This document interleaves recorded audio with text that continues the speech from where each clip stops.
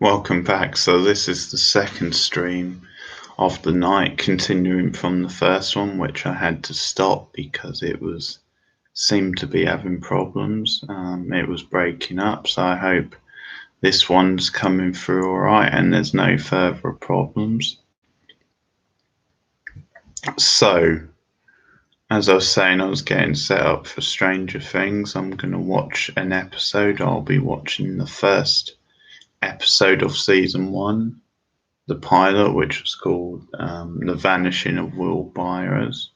I guess they don't really have pilots on Netflix, but it was the first ever episode. So I'm going to do that. I'm going to get started, and obviously you guys can watch along if anyone comes along. I could be off base, but I thought maybe people were struggling to comment or something because it didn't seem. I saw people were watching, but it didn't seem to. No one was commenting, which I thought was a bit strange. And also, it did start to break up, so that's the main reason I ended the other stream. But we're back, and I'm going to watch A Stranger Things. So, as I said, this is episode 101, as they tend to say, the first ever episode. And The Vanishing of Will Byers, of course, that sets up that season nicely.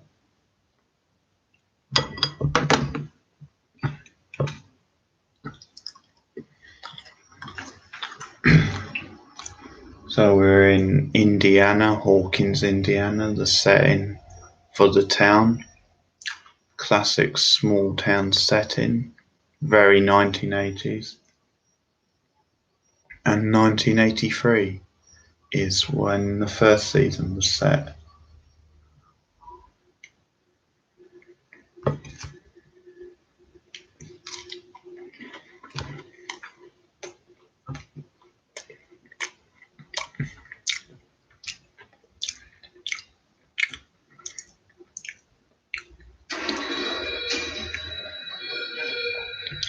Been a while since I've watched this first season, actually, so it will be rewatching this first episode will be a good refresher.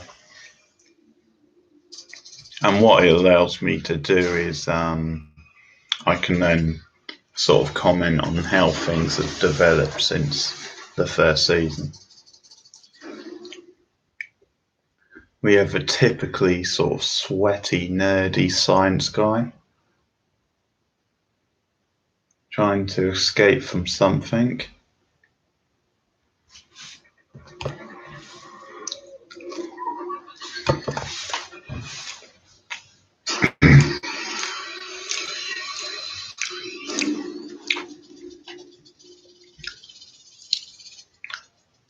Bad luck, sir. It was in the lift with you. Nice little shot. And we get our first scene with the kids playing some sort of game. I believe it's Dungeons and Dragons, because that's been one of the things in series 3, the fact that Will, who of course has been out of the loop, he of course goes missing in the first season, so kind of he had a lot of catching up to do when they obviously rescued him. So he has felt a bit, I obviously rescued him. He's organically, initially he was just meant to be the douchey sort of nasty teen character. Yeah, it was very 1980. I think he was in Diner as well. And of course, season 2, we have Paul Aston, or Sean Aston, sorry, who of course made his name in the Goonies, which is again an interesting kind of callback. In fact, this is like a teen or kids adventure show, and that was such a big part of that film, the kids adventure.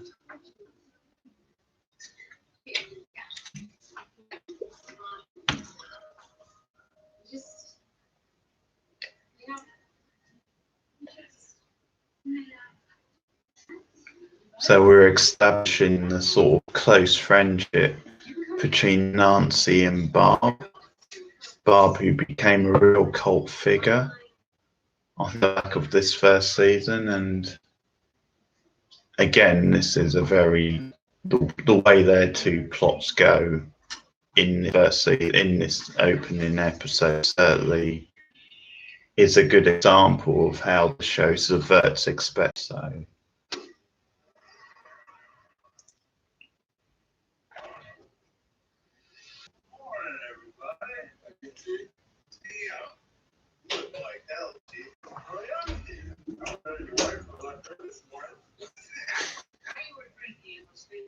Hopper, and it really simmers this really really larger than life but kind of relatable.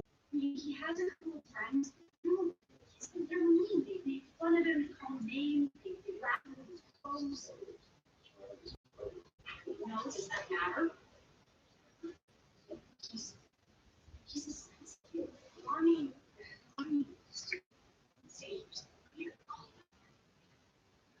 he's missing is what he is. Last I heard, he was in Indianapolis. He has nothing to do with it.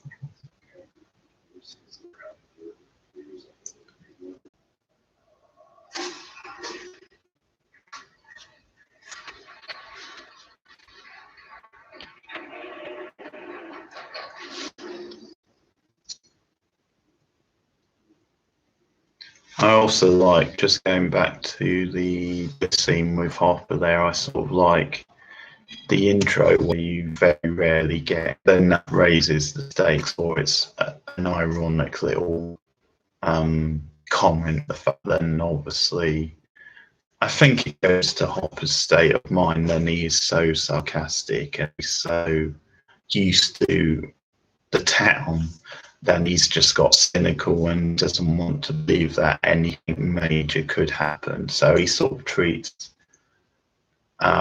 his concern about war like that. So it's quite a nice little setup for that, and the fact that obviously this is something very serious.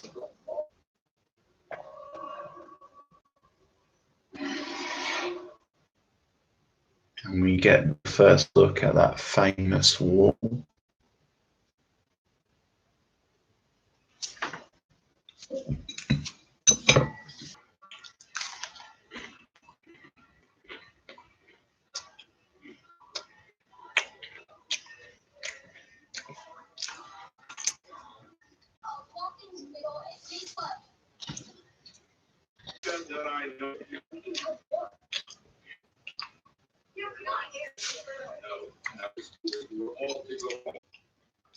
Like, well, it's 3 years around, about 3 years exactly since the first season, so these kids clearly grown up fast since then.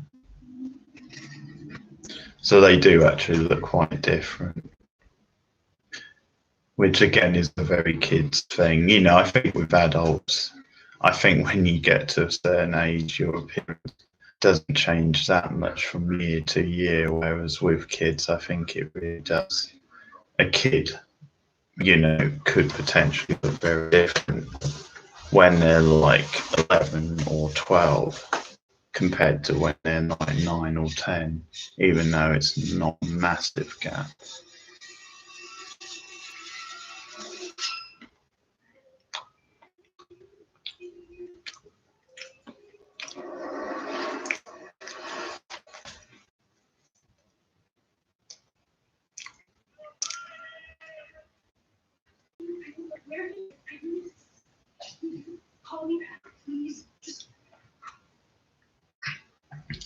I think this stuff with Will and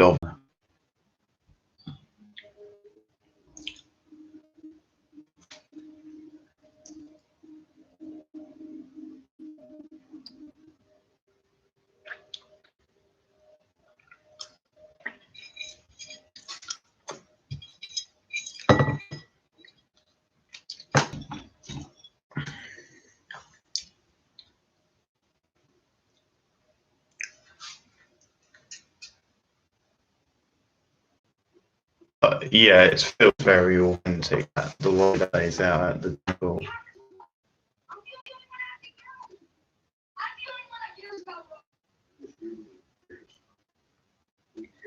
You know, I like the mother's concern, the fact she doesn't want Nancy going out until Will is found, sort of thing. So it's very motherly instinct, you know, the fact that if there's someone out there, if there's a killer, or if Will is found. Watching this set in the 80s, and Dungeons and the game, which I'm guessing was quite a niche thing at the time. And now it's almost become, I mean, very much a nerd sort of thing, or that's the way it's treated. But I think it's obviously more accepted than this is something people do.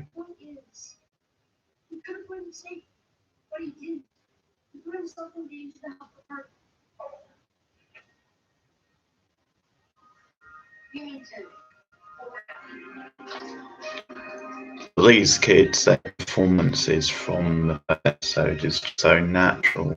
These characters from the start.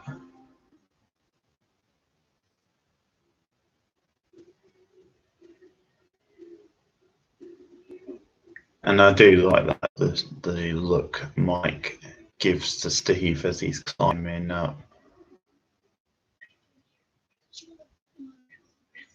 Climbing up to Nancy's window. I do like that consistency. And he is, I think, concerned for his sister generally.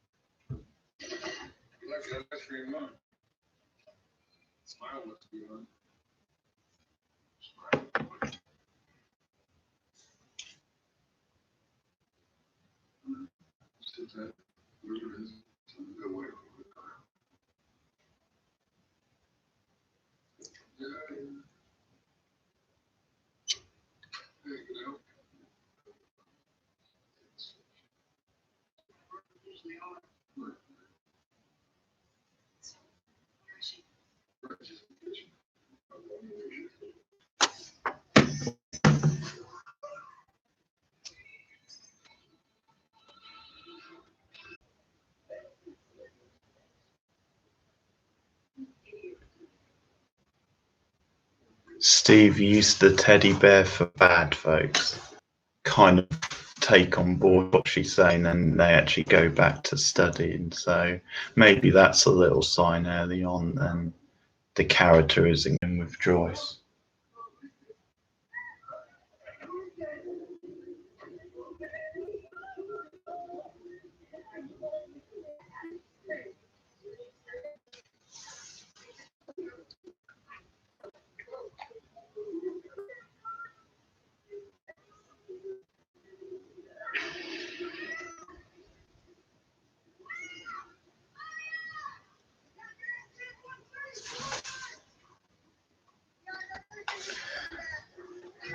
And it's the appeal, I think, of these sorts of stories, the fact that it is the kids who are the active force. They're the ones who have cottoned on to the fact that something's not right, and they're the ones, they take it in their hands to try and investigate, to try and get answers.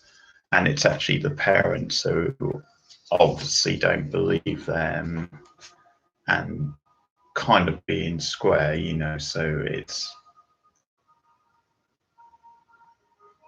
the parents who are behind the curve. So it's always, I always like stories like that.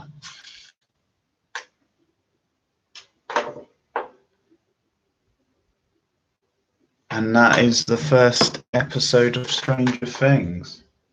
It ends with them bumping into Al. So that's their first introduction to Al, or 11 as she's called. And of course, she becomes a permanent part of the group. Pretty much on and off a little at times, but pretty much a consistent member of the group from this first episode. And actually, the stuff with Barb, the real big stuff, is the next episode. I was thinking it was this one for some reason. But that's the end of the stream. So I'm really sorry it's been breaking up tonight. And I think something must have been wrong with the first stream, because I could see people were clearly on and were watching, and yet there was no comments.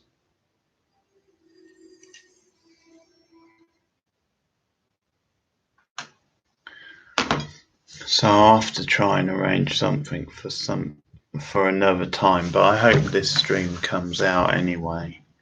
And yeah, if you do check this out, thank you, and thanks for watching the other one, even though I couldn't see any comments. So I'll see you guys soon. Good night.